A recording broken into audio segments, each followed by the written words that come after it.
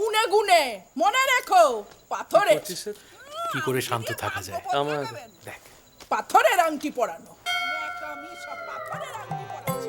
মা 17,500 টাকা দিয়ে 18টির পাথর কিনেছি মা, তবু ঠাকুরদার পিসমশাইয়ের জমিটা কিছু করেই পাচ্ছি না মা।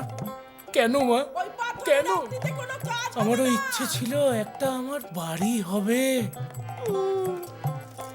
আমার কি মনে হচ্ছে জানো বাবা, কি? ওই জাকব শাস্ত্রীকে দিয়ে তোমার একটা গাছ কুষ্টি করাতে হবে।